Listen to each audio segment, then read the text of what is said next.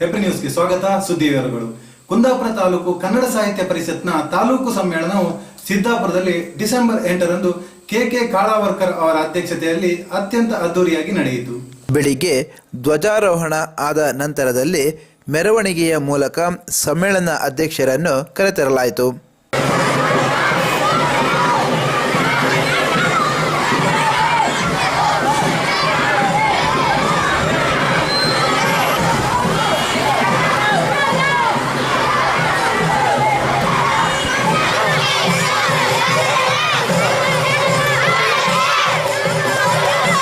ಕಾರ್ಯಕ್ರಮವನ್ನು ಪ್ರಗತಿಪರ ಕೃಷಿಕರಾದ ಹಾಗೂ ಮಾಜಿ ಶಾಸಕರು ಆದ ಎ.ಜಿ. ಕೊಡಗಿಯವರು ಉದ್ಘಾಟನೆ ಮಾಡಿ ಮಾತನಾಡಿದರು.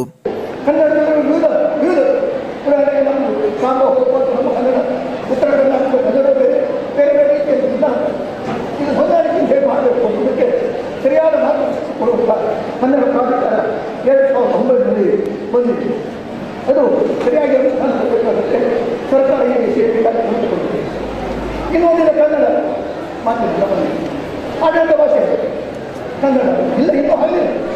ಇಷ್ಟು ವರ್ಷಗಳ ನಂತರ ಕೂಡ ಸಂಪೂರ್ಣ ಆಗಿಲ್ಲ. ಆಡಳಿತ ಭಾಷೆಯಲ್ಲಿ ಕನ್ನಡ ಆಗಬೇಕು ಅಂತ ಇದೆ.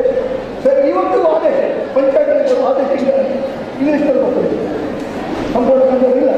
ಇದಕ್ಕಾಗಿ ನಾವು ನಮ್ಮ ಸಾಹಿತ್ಯಗಳು ಕನ್ನಡ ಸಂಘಟನೆಗಳು ಸರ್ಕಾರದಲ್ಲಿ ಒತ್ತಡ ಹೇಳಿ ಪ್ರತಿಯೊಂದು ಆದೇಶಗಳು ಏನಾದರೂ ಸರ್ಕಲ್ ಅದಲ್ಲ ಕನ್ನಡದಲ್ಲಿ ಕೊಡ್ತಾರೆ. ನಿಕಟಪೂರ್ವ ಅಧ್ಯಕ್ಷರಾದ ಯು ಚಂದ್ರಶೇಖರ್ ಹೊಳ್ಳ ಅವರು ಮಾತನಾಡಿದರು. ನಮ್ಮ ಕನ್ನಡ ಸಾಹಿತ್ಯ ಪರಿಷತ್ತಿನ ಉದ್ದೇಶವೂ ಅದೇ ಆಗಿದೆ. ಬರ್ತಾ ಬರ್ತಾ ಸಾಹಿತ್ಯ ಪರಿಷತ್ತು ಎಂಬ ಹೆಸರಿನಿಂದ ಇದು ಬರೀ ಬರವಣಿಗೆ ಮಾಡುವವರು, ಪತ್ರಕರ್ತರು, ಭಾಷೆ ಮಾಡುವ ಸಂಸ್ಥೆ ಎಂಬ ಅಭಿಪ್ರಾಯ ಬಂದಿದ್ರು ಜನಸಾಮಾನ್ಯರು ಇದ್ರೂ ಅದು ಅಲ್ಲ. ಜನಸಾಮಾನ್ಯರು ಅದರ ಸದಸ್ಯರು ಯಾರಾಗ್ಬೋದು ಅಂತ ಹೇಳಿದ್ರೆ ಹೆಬ್ಬೆಟ್ಟಿನವರು ಸಹ ಅದರ ಮೆಂಬರ್ ಆಗ್ಬೋದು, ಅದರ ಸದಸ್ಯರು. ಕನ್ನಡ ಸಾಹಿತ್ಯ ಪರಿಷತ್ತಿನ 250 ರೂಪಾಯಿ ವಾರ್ಷಿಕ ಚಂದವನ್ನು ಕೊಟ್ಟರೆ ಅವರು ಆಜೀವ ಸದಸ್ಯರಾಗಿ ಇರ್ತಾರೆ. ಅವರಿಗೆ ಕನ್ನಡ ಸಾಹಿತ್ಯ ಪರಿಷತ್ತಿನ ಮಾಸಿಕ ಪತ್ರಿಕೆ ಒಂದು ಬರ್ತದೆ. ಅವರು ಅದರ ಪದಾಧಿಕಾರಿಗಳ ಚುನಾವಣೆಯಲ್ಲಿ ಅವರಿಗೆ ಮತ ಹಾಕುವಂಥ ಒಂದು ಸೌಲಭ್ಯ ಸಿಗ್ತದೆ. ಮತ್ತು ಕನ್ನಡ ಸಾಹಿತ್ಯ ಪರಿಷತ್ತಿನ ಪ್ರಕಟಣೆಗಳಲ್ಲಿ ಎಲ್ಲ ಪ್ರಕಟಣೆಯನ್ನು 125 ಕೋಟಿ ನಾವು ರಿಯಾಯಿತಿ ದರದಲ್ಲಿ ಅದು ಟೈಪ್ ಮಾಡಲಿಕ್ಕೆ. ಇದೇ ಸಂದರ್ಭದಲ್ಲಿ ಶ್ರೀಕಾಂತ್ ರಾವ್ ಸಿದ್ದಾಪುರ, ಬಿ ಮಂಜುನಾಥ್ ಕಾಮತ್, ಸುಮಿತ್ರಾ ಡಿ ಐತಾಳ್, ಜಗದೀಶ್ ದೇವಾಡಿಗ ಮುಳ್ಳಿಕಟ್ಟೆ, ಮುದ್ರಾಡಿ ರಮೇಶ್ ಶೆಟ್ಟಿ ಇವರ ಪುಸ್ತಕಗಳು ಬಿಡುಗಡೆಯಾಯಿತು.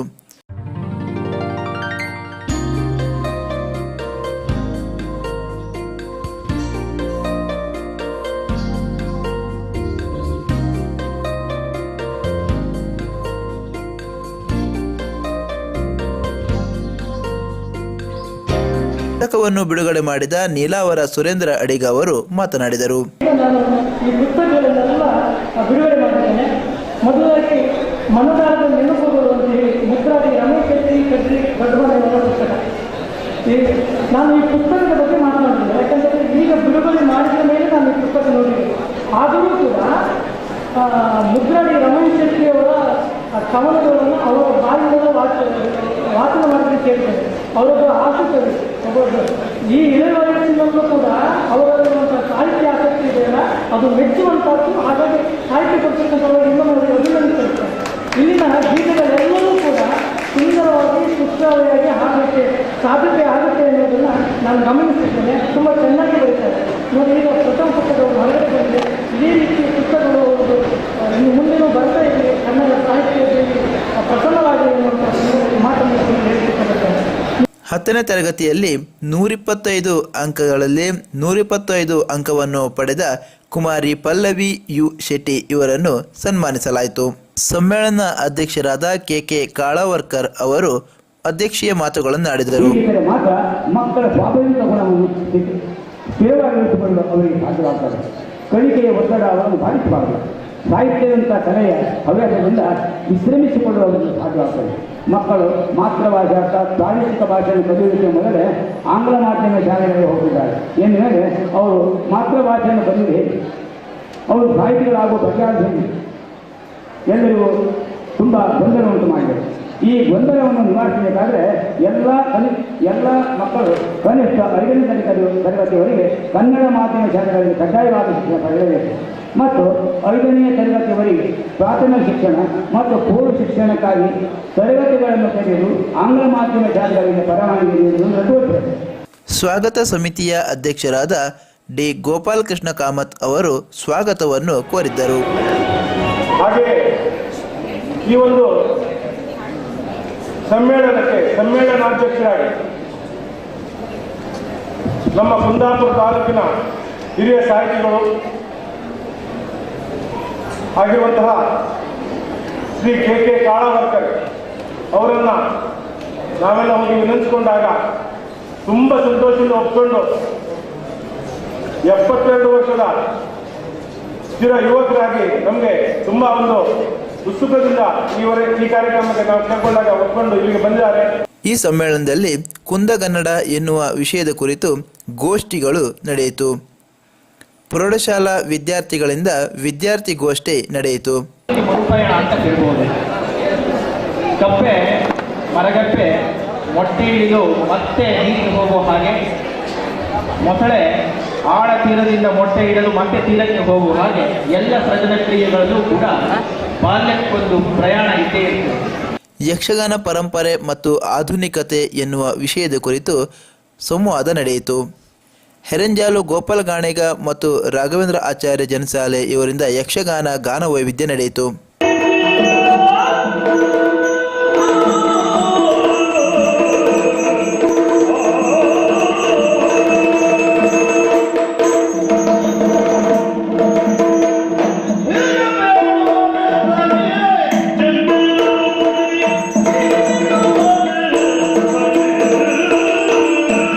ಇದೇ ವೇದಿಕೆಯಲ್ಲಿ ಡಾಕ್ಟರ್ ಎಂ ಅಣ್ಣಯ್ಯ ಕುಲಾಲ್, ಸಚ್ಚಿದಾನಂದ ಛಾತ್ರ, BS ಶಾಸ್ತ್ರಿ, ಭುಜಂಗ ಶೆಟ್ಟಿ, ಮುರಳೀಧರ್ ಮಧ್ಯಸ್ಥ, ಗೋವಿಂದರಾಯ್ ಶೆಣೈ, ಪಾರ್ವತಿ ಶೆಟ್ಟಿ, ಮಹೇಶ್ ಪೂಜಾರಿ, ಕೊರಗ ದೇವಾಡಿಗ, ಆನಂದ ಶೆಟ್ಟಿ, ಸಂಜೀವ ನಾಯ್ಕ, ಶಂಕರ ಮೊಗವೀರ, ಪುಟ್ಟಯ್ಯ ನಾಯ್ಕ ಇವರನ್ನು ಸನ್ಮಾನಿಸಲಾಯಿತು. ಸಮಾರೋಪ ಸಮಾರಂಭದಲ್ಲಿ ಕೋಣಿ ಶಿವಾನಂದ ಕಾರಂತ್ ಅವರು ಶಿಖರೋಪನ್ಯಾಸ ಮಾಡಿದರು. ತಮ್ಮ ಪುಸ್ತಕವನ್ನು ತೆರೆದು ಅಲ್ಲಿ ಚೆನ್ನಾದ ಒಂದು ಚಿನ್ನದ ಅಕ್ಷರಗಳಲ್ಲಿ ಬರೆಯಬೇಕು. ತಾಲೂಕು ಸಾಹಿತ್ಯ ಸಮ್ಮೇಳನ ಅಂದರೆ ಹೇಗಿರಬೇಕು ಎನ್ನುವುದಕ್ಕೆ ಇದೊಂದು ಮಾದರಿ, ಬೇರೆ ಎಲ್ಲಿಯೂ ಇಲ್ಲ. ಕಾಳಾವರ್ಕರೇ, ಖಂಡಿತವಾಗಿ ನೀವು ಇವತ್ತು ಕಾಳಾವರಕ್ಕೆ ಹೋಗದೇ ಇದ್ದರೂ ಸುಬ್ರಹ್ಮಣ್ಯನ ದರ್ಶನ ಇಲ್ಲಿನ ಸಮಾರಂಭದಿಂದ ನಿಮಗಾಗಿದೆ. ನೀವು ಧನ್ಯರಾಗಿದ್ದೀರಿ. ಇದು ಬಹಳ ಖುಷಿಯಾಗುತ್ತೆ. ಕೊನೆಯಲ್ಲಿ ಸಮ್ಮೇಳನ ಅಧ್ಯಕ್ಷರನ್ನು ಸನ್ಮಾನಿಸಲಾಯಿತು. ಕರಿಮೂಲನೆ ಕನ್ನಡ ಕುಂದಾಪುರ ತಾಲೂಕು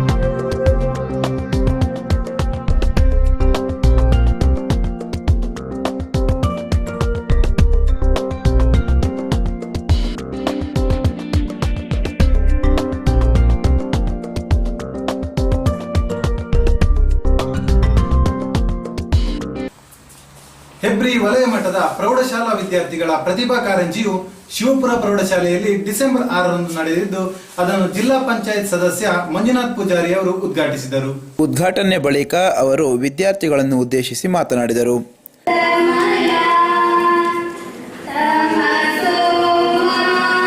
ಒಂದು ಒಳ್ಳೆಯ ಕಾರ್ಯಕ್ರಮ, ಅದು ಪ್ರತಿಭಾ ಕಾರಂಜಿ. ಮಕ್ಕಳಲ್ಲಿ ಹುಡುಕಿರುವಂಥ ಏನು ಪ್ರತಿಭೆಗಳನ್ನು ಗುರುತಿಸುವಂಥ ಕೆಲಸ ಇವತ್ತು ಈ ಪ್ರತಿಭಾ ಕಾರಂಜಿಯ ಮೂಲಕ ಆಗ್ತಾ ಇದೆ. ಇವತ್ತು ಸರ್ಕಾರಿ ಶಾಲೆಗಳಿರ್ಬೋದು, ಖಾಸಗಿ ಶಾಲೆಗಳಿರ್ಬೋದು, ಪ್ರತಿಭೆಗಳಲ್ಲಿ ಸಮಾನವಾಗಿ ಅವರು ಸ್ಪರ್ಧಿಸುವಂಥ ಅವಕಾಶ ಈ ಪ್ರತಿಭಾ ಕಾರಂಜಿಯ ಮೂಲಕ ಆಗ್ತಾ ಇದೆ. ಇವತ್ತು ಈ ಪ್ರತಿಭೆಗಳನ್ನು ಗುರುತಿಸುವ ಕೆಲಸದಲ್ಲಿ ಮಕ್ಕಳನ್ನು ಸಜ್ಜುಗೊಳಿಸುವಂಥ ಒಂದು ಏನು ಕೆಲಸ, ಜವಾಬ್ದಾರಿಯುತವಾದಂತಹ ಏನು ಕೆಲಸ ಇದೆ, ಅದು ಶಿಕ್ಷಕರ ಒಂದು ಮಹತ್ವವಾದಂಥ ಒಂದು ಕರ್ತವ್ಯವೂ ಅದು ಜವಾಬ್ದಾರಿ ಹೌದು. ಅವರು ಪ್ರಾಮಾಣಿಕತೆಯಿಂದ ಈ ಒಂದು ಮಕ್ಕಳನ್ನು ಗುರುತಿಸುವಂಥ ಕೆಲಸವನ್ನು ಮಾಡಿದಾಗ ಬಹುಶಃ ಅದಕ್ಕೆ ಯಾವುದೇ ಸರಿಸಾಟಿ ಇರುವುದಿಲ್ಲ. ಮುಖ್ಯ ಅತಿಥಿ ಉದ್ಯಮಿಗಳಾದ ಮೂರ್ಸಾಲು ಮೋಹನ್ ದಾಸ್ ನಾಯ್ಕ್ ಅವರು ಮಾತನಾಡಿದರು. ಪಂದ್ಯಾಟಗಳು ಇಂಥ ಒಂದು ನಡೆಸುವಂಥ ಒಂದು ಪ್ರಕ್ರಿಯೆ ನಡೀತಾ ಇರ್ತದೆ. ಅಕ್ಟೋಬರ್ ನವೆಂಬರ್ ನಂತರ ಈ ಒಂದು ಪ್ರತಿಭಾ ಕಾರಂಜಿ ನಡೆಸುವಂಥ ಒಂದು ಕಾರ್ಯಕ್ರಮ ಇರ್ತದೆ. ಅದು ಪ್ರೌಢಶಾಲೆ ಮಟ್ಟದಲ್ಲಿ ಇರ್ತದೆ, ಹಾಗೆ ನಮ್ಮ ಪ್ರಾಥಮಿಕ ಶಾಲಾ ಮಟ್ಟದಲ್ಲಿ. ಏನಾಗಲಿ ಇವತ್ತು ಎಲ್ಲ ಈ ಆಸುಪಾಸು 8 ಪ್ರೌಢಶಾಲೆ ಶಾಲೆಯ ವಿದ್ಯಾರ್ಥಿಗಳು ಎಲ್ಲರೂ ಬಹುಮಾನ ಪಡ್ಕೊಳ್ಳಿಕ್ಕೋಸ್ಕರ ನೀವು ಬಂದಿದ್ದೀರಿ. ಆಗಮಿಸಿದ ಎಲ್ಲ ಪ್ರತಿಭಾ ಕಾರಂಜಿಯಲ್ಲಿ ಭಾಗವಹಿಸುವಂಥ ಎಲ್ಲ ಸ್ಪರ್ಧಾಳುಗಳೇ, ನೀವು ಏನು ಸೋಲು ಅಂತ ಹೇಳುವಂಥದ್ದು ಸಮಾನ ಸ್ವೀಕರಿಸಿ ಸಮಾನ ಮನಸ್ಸನ್ನು ಸ್ವೀಕಾರ ಮಾಡಬೇಕು. ಇವತ್ತು ಸೋತವರು ನಾಳೆ ಗೆಲ್ಲಬೇಕು, ನಾಳೆ ಗೆಲ್ಲದವರು ನಾವು ಸೋಲ್ಬೋದು, ಅದೆಲ್ಲ ಸ್ಪರ್ಧಿಸುವುದು ಬಹಳ ಪ್ರಾಮುಖ್ಯ. ಈ ಸಂದರ್ಭದಲ್ಲಿ ನಮ್ಮ ಶಾಲೆಯಲ್ಲಿ ಈ ದೇವಸ್ಥಾನದ ಮಠದಲ್ಲಿ ನಡೆಯುವಂಥ ಈ ಒಂದು ಪ್ರತಿಭಾ ಕಾರಂಜಿ ಕಾರ್ಯಕ್ರಮ ಒಳ್ಳೆಯ ರೀತಿಯಲ್ಲಿ ಯಶಸ್ವಿಯಾಗಿ ನಡೆಯಲಿ. ಹರಿದಾಸರಾದ ಕೃಷ್ಣನಾಯ್ಕ್ ಅವರು ತಮ್ಮ ಅನಿಸಿಕೆಗಳನ್ನು ಹಂಚಿಕೊಂಡರು. ಕೆಲವರು ಶಂಕರಾಚಾರ್ಯ, ವಿವೇಕಾನಂದರು, ಬಾಲಗಂಗಾಧರ ತಿಲಕರಾಗಿ, ಸರ್ದಾರ್ ವಲ್ಲಭಾಯ್ ಪಟೇಲರಾಗಿ ಸಾಧ್ಯತೆ ಇಲ್ಲ. ಆದರೆ ಅದು ಇರುವಂಥ ಯೋಗ್ಯತೆಯನ್ನು ಅಳಿಲಿಕ್ಕೆ ಗ್ರಾಮಮಟ್ಟದಿಂದ ಪ್ರಾಥಮಿಕ ಶಾಲೆ, ಹಿರಿಯ ಪ್ರಾಥಮಿಕ ಶಾಲೆ, ಹೈಸ್ಕೂಲ್ ಮಟ್ಟ, ಹಾಗೆ ಕಾಲೇಜುಗಳಲ್ಲಿ ಹೋಗಿ ಮುಂದೆ ರಾಜ್ಯದ ಲೆವೆಲ್ನಲ್ಲಿ ನಿಮ್ಮಲ್ಲಿ ಪ್ರತಿಭೆ ಇದ್ದವರು ಯಾರು ಅಂತೇಳಿ ಗುರುತಿಸುವಂಥ ಕಾರ್ಯಕ್ರಮ ತುಂಬ ಇದು ಒಳ್ಳೆಯದು. ಅಧ್ಯಕ್ಷತೆಯನ್ನು ವಹಿಸಿದ್ದ ಗ್ರಾಮ ಪಂಚಾಯತ್ ಅಧ್ಯಕ್ಷರಾದ ಸುರೇಶ್ ಶೆಟ್ಟಿ ಅವರು ಅಧ್ಯಕ್ಷೀಯ ಮಾತುಗಳನ್ನು ಆಡಿದರು. ನೆಂಟು ಮಾಡಿ ನೀವು ಕಡಿಮೆ ಆಗಿರುತ್ತೆ ಅನ್ನೋ ಉದ್ದೇಶದಿಂದ ಸುಮ್ಮನೆ ನಾನು ಗಮನಿಗೆ ಹೇಳಿದೆ. ನೀವು ನಿಮ್ಮ ನಡತೆ, ಶಿಸ್ತು, ಸಂಯಮವನ್ನು ಪಾಲಿಸಿಕೊಂಡು ಪ್ರತಿಭಾ ಕಾರಂಜಿಯ ಜೊತೆಗೆ ತಮ್ಮ ಜೀವನದಲ್ಲಿ ಶಿಸ್ತನ್ನು ಅಳವಡಿಸಿಕೊಂಡಲ್ಲಿ ಪ್ರತಿಭಾ ಕಾರಂಜಿಯ ಕಾರ್ಯಕ್ರಮಕ್ಕೆ ಒಂದು ನಿಜವಾದ ಅರ್ಥ ಬರ್ತದೆ. ಪ್ರತಿಭಾ ಕಾರಂಜಿಯ ಧ್ಯೇಯ ಮತ್ತು ಉದ್ದೇಶ ಇಷ್ಟೇ: ದೇಶದ ಉನ್ನತ ಕ್ರೀಡಾಪಟು ಆಗಲಿಕ್ಕೆ, ಅಂತಾರಾಷ್ಟ್ರೀಯ ಕ್ರೀಡಾಪಟು ಆಗಲಿಕ್ಕೆ ಗ್ರಾಮೀಣ ಪ್ರದೇಶದಲ್ಲಿರುವ ಕ್ರೀಡಾಪಟುಗಳನ್ನು ಉತ್ತೇಜಿಸಿಕೊಂಡು ಹಂತ ಹಂತವಾಗಿ ವಲಯ ಮಟ್ಟ, ತಾಲೂಕು ಮಟ್ಟ, ಜಿಲ್ಲಾ ಮಟ್ಟ, ರಾಜ್ಯ ಮಟ್ಟ, ರಾಷ್ಟ್ರ ಮಟ್ಟದಲ್ಲಿ ಹಾಗೂ ಅಂತಾರಾಷ್ಟ್ರೀಯ ಮಟ್ಟದಲ್ಲಿ ಗ್ರಾಮೀಣ ಪ್ರದೇಶದ ಮಕ್ಕಳನ್ನು ರಾಜ್ಯ ಮಟ್ಟ ಮತ್ತು ರಾಷ್ಟ್ರೀಯ ಮಟ್ಟ, ಅಂತಾರಾಷ್ಟ್ರೀಯ ಮಟ್ಟಕ್ಕೆ ಕೊಂಡೊಯ್ಯುವ ಒಂದು ಪ್ರಕ್ರಿಯೆಗೆ ಪ್ರತಿಭಾ ಕಾರಂಜಿಯ ಒಂದು ಉದ್ದೇಶ ಆಗಿರುತ್ತೆ ಅಂತ ಹೇಳ್ತಾ, ವೇದಿಕೆಯಲ್ಲಿ ಶಿಕ್ಷಣ ಸಂಯೋಜಕರಾದ ಮಹಾಬಲ್ ನಾಯ್ಕ್, ಎಸ್ಡಿಎಂಸಿ ಅಧ್ಯಕ್ಷರಾದ ಸುಮಿತ್ ಹೆಗಡೆ, ಮುಖ್ಯೋಪಾಧ್ಯಾಯರಾದ ಮಂಜಪ್ಪ ಅವರು ಉಪಸ್ಥಿತರಿದ್ದರು. ಬಳಿಕ ವಿವಿಧ ಸ್ಪರ್ಧೆಗಳು ನಡೆದವು.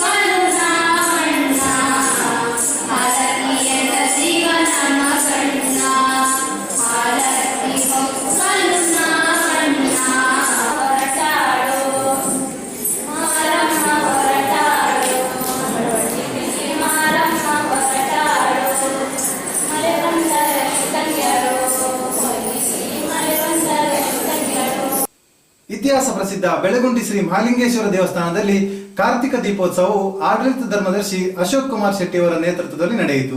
ಡಿಸೆಂಬರ್ 2ರಂದು ನಡೆದ ಕಾರ್ಯಕ್ರಮದಲ್ಲಿ ವ್ಯವಸ್ಥಾಪನಾ ಸಮಿತಿಯ ಸದಸ್ಯರು, ಅರ್ಚಕರು, ತಂತ್ರಿಗಳು ಉಪಸ್ಥಿತರಿದ್ದು ಉಪ್ಪಳದ ಮಹಾಲಿಂಗೇಶ್ವರ ಮಹಿಳಾ ಯಕ್ಷಗಾನ ಮಂಡಳಿಯವರಿಂದ ಯಕ್ಷಗಾನ ಕಾರ್ಯಕ್ರಮ ನಡೆಯಿತು.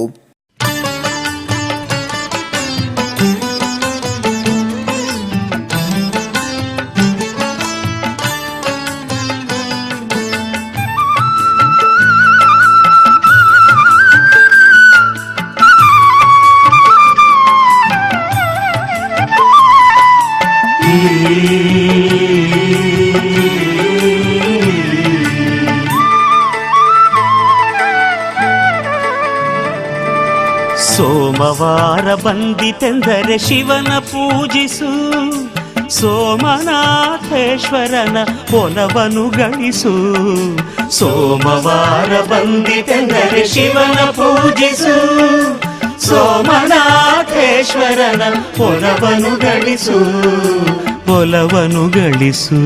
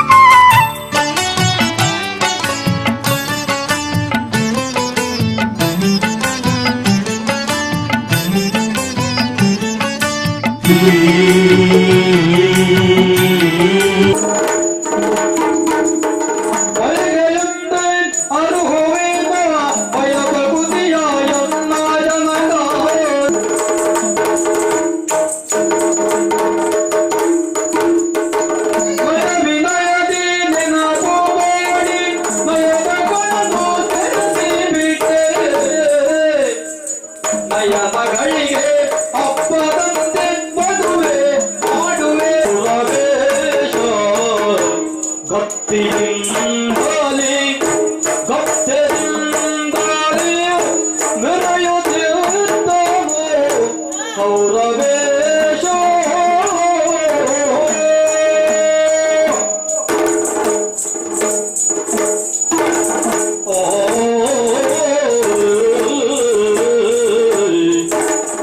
ಇವನ ವೈಭವಕ್ಕೆ ಎಡೆ ಉಂಟೆ.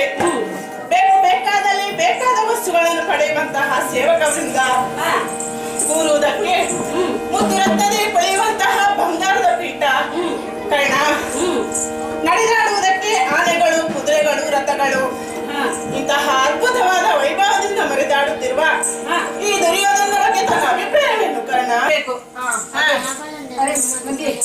ಅವನು ಅಷ್ಟು ಮಾತ್ರವಲ್ಲ, ಮತ್ತೆ ಈಶ್ವರಪ್ಪನನ್ನು ಒಲಿಸಿಕೊಂಡು ಬೇಕಾದ ವರವನ್ನು ಪಡೆದುಕೊಂಡಿದ್ದಾನಂತೆ.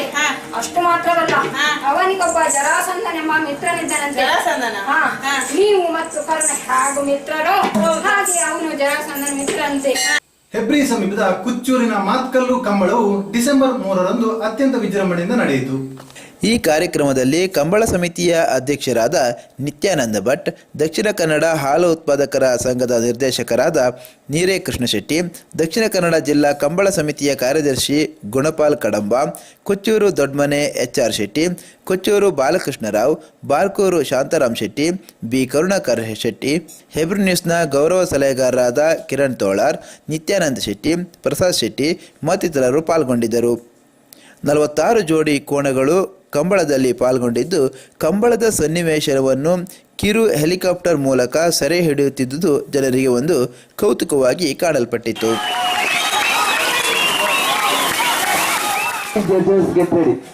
ದೇವಣ್ಣ ನಾಯಕ್ ಆಡಿ ಕೋಣಗಳನ್ನು ಓಡಿಸುವವರು ವಾಸು ನಾಯಕ್. ದೇವಣ್ಣ ನಾಯಕ್ ಇವರ ಮಾಲೀಕತ್ವದ ಸುರೇಶ್ ಮುಕ್ಕಳ್ಳ ಇವರ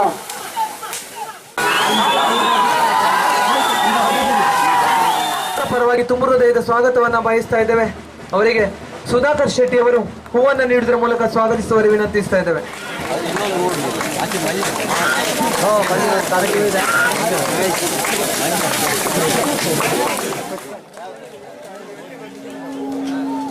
ಆಕರ್ಷಕವಾದ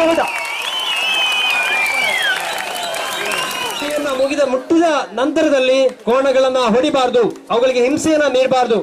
ಈಗಾಗಲೇ ಕಂಬಳ ಸಮಿತಿಯ ಕಾರ್ಯದರ್ಶಿಯವರು ಕೂಡ ಸೂಚನೆಯನ್ನು ನೀಡ್ತಾ ಇದ್ದಾರೆ.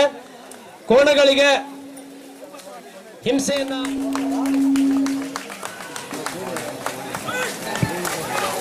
ಜೂನಿಯರ್ ಹಾಗೂ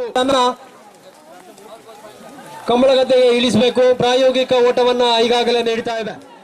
ಮುದ್ದೂರಿನ ಸುಬ್ರಾಯ ನಾಯ್ಕ ಇವರ ಕೋಣಗಳು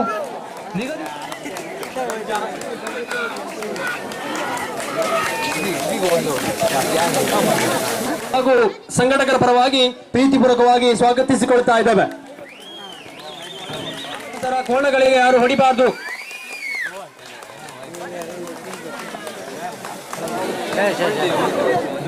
ಮತ್ತೆ ಆಕರ್ಷಕವಾದ ಓಟ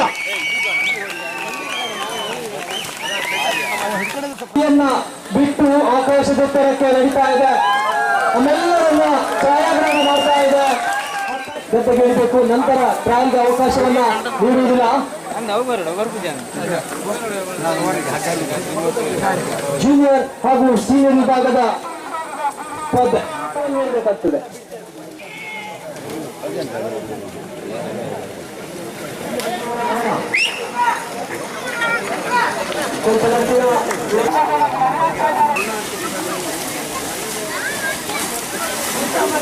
ನಿತ್ಯಾನಂದ ಭಟ್ ಅವರು ವಿಶ್ವ ಏಡ್ಸ್ ದಿನಾಚರಣೆ ಪ್ರಯುಕ್ತ ಏಡ್ಸ್ ಜಾಗೃತಿ ಕಿರುನಾಟಕವು ಕಾರ್ಕಳದ ಸರ್ಕಾರಿ ಪದವಿ ಪೂರ್ವ ಕಾಲೇಜಿನ NSS ಘಟಕದ ಆಶ್ರಯದಲ್ಲಿ ನಡೆಯಿತು.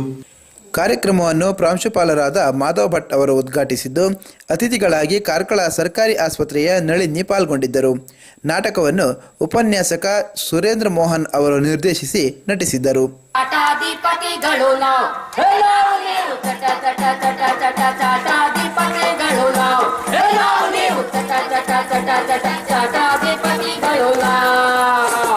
ನಮಗೆ ಬೇಕು ಗುಟ್ಕ ನಶ್ಯ, ನಮಗೆ ಬೇಕು ನಮಗೆ ಬೇಕು ಗುಟ್ಕ ನಶ್ಯ, ನಮಗೆ ಬೇಕು ನಮ್ಮ ವ್ಯಕ್ತಿ ಬ್ರ್ಯಾಂಡ್ ಇನ್ನು ಯಾವುದಾದ್ರು, ನಮ್ಮ ವ್ಯಕ್ತಿ ಬ್ರ್ಯಾಂಡ್ ಇನ್ನು ಯಾವುದಾದ್ರು ಸ್ಟಾರ್ ಕಿಂಗ್ ಪಾಂಪರಾಗು ಬಿಟ್ಟರೆ ಸ್ವಲ್ಪ ಬಾಯಿ ಕೈ ಏನ್ ಮಾಡಿ ಸ್ಟಾರ್ಟಿಂಗ್ ಕಾಂತರ ಆಗು ಬಿಟ್ಟೆ ಸ್ವಲ್ಪ ಬಾಯಿ ಕಹಿ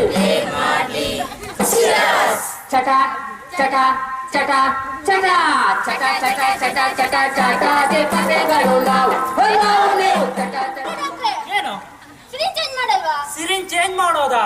ನೋ ಟೈಮ್.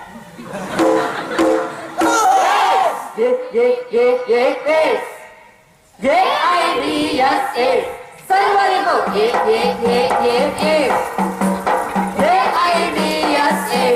ಸರ್ವರಿಗೂ ದತ್ತ ಸೈಡ್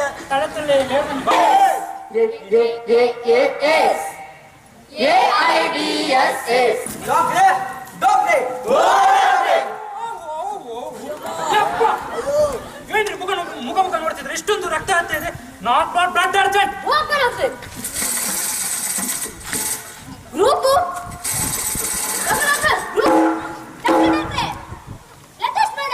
ಬ್ಲಡ್ ಟೆಸ್ಟ್ ಮಾಡೋದಾ? No time.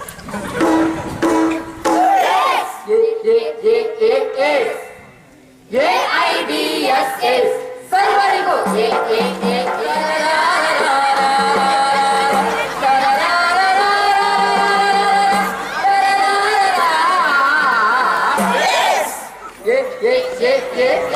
ಚಿಕ್ಕಮ್ಮಂದಿರೆ, ತಮ್ಮಂದಿರೆ, ತಂಗಿಯರೆ, ನಾನು ಇವತ್ತು ನಿಮಗೆಲ್ಲರಿಗೂ ಮಹಾ ಭೀಕರ ಕಾಯಿಲೆ ಆದ ಏಡ್ಸ್ ಅನ್ನು ನೀಡಲು ಬಂದಿದ್ದೇನೆ.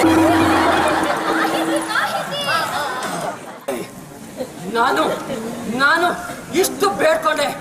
ನಾನು ಇಷ್ಟು ಬೇಡ್ಕೊಂಡ್ರು ನೀವ್ಯಾರು ನನ್ನ ಮಾತಿಗೆ ಬೆಲೆ ಕೊಡ್ತಾ ಇಲ್ಲ ಅಲ್ವಾ? ನೀವ್ಯಾರು ನನ್ನ ಮಾತಿಗೆ ಬೆಲೆ ಕೊಡ್ತಾ ಇಲ್ಲ ಅಲ್ವಾ? ನಾನಂತೂ ಬೇಗ ಸಾಯುವವನು.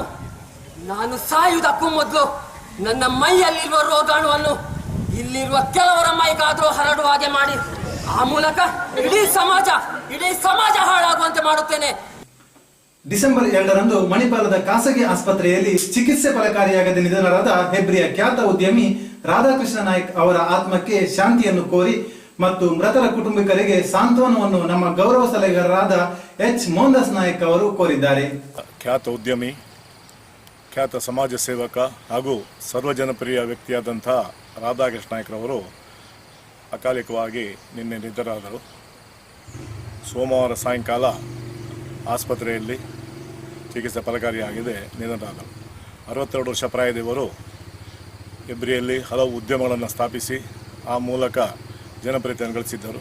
ಅದರೊಂದಿಗೆ ಎಲ್ಲ ಸಾಮಾಜಿಕ ಚಟುವಟಿಕೆಗಳಲ್ಲಿ ಸಾರ್ವಜನಿಕ ಶ್ರೀ ಗಣೇಶೋತ್ಸವ ಇರಬಹುದು, ಅಥವಾ ಯುವಕ ಮಂಡಲ ಇರಬಹುದು, ಅಥವಾ ಶಾರದಾ ಪೂಜೆ ಇರ್ಬೋದು, ಸತ್ಯಸಾಯಿ ಮಂದಿರ ಇರ್ಬೋದು, ಅನಂತವರ್ಧನ ದೇವಸ್ಥಾನ ಇರ್ಬೋದು, ಈಗ ಪ್ರತಿಯೊಂದು ವಿಭಾಗದಲ್ಲಿಯೂ ಕಾರ್ಯಕ್ರಮದಲ್ಲಿ ಭಾಗವಹಿಸಿ ಚಂದವಾಗಿ ನಡೆಸ್ಕೊಂಡು ಬರ್ತಾಯಿದ್ರು. ಹಾಗೆ ಹೆಬ್ರಿಯ ಸಹಕಾರಿ ಸಂಘದ ಅಧ್ಯಕ್ಷರಾಗಿ ಸುಮಾರು 12 ವರ್ಷಗಳ ಕಾಲ ದುಡಿದು ಸಹಕಾರಿ ಸಂಘವನ್ನು ಜಿಲ್ಲೆಯಲ್ಲಿ ಅತ್ಯುತ್ತಮ ಸಹಕಾರಿ ಸಂಘವನ್ನು ಮಾಡಿದಂಥ ಕೀರ್ತಿ ಇವರಿಗಿದೆ. ಹಾಗೆ ರಾಜಕೀಯವಾಗಿ ಕಾಂಗ್ರೆಸ್ಸಲ್ಲಿ ತನ್ನನ್ನು ತೊಡಗಿಸಿಕೊಂಡು ಮತ್ತು ಹಲವಾರು ಸಂಘಟನೆಗಳಲ್ಲಿ ಪ್ರಭಾವ ಬೀರಿದಂಥ ಶ್ರೀಯುತ ರಾಧಾಕೃಷ್ಣ ನಾಯ್ಕರು ಇನ್ನಿಲ್ಲ.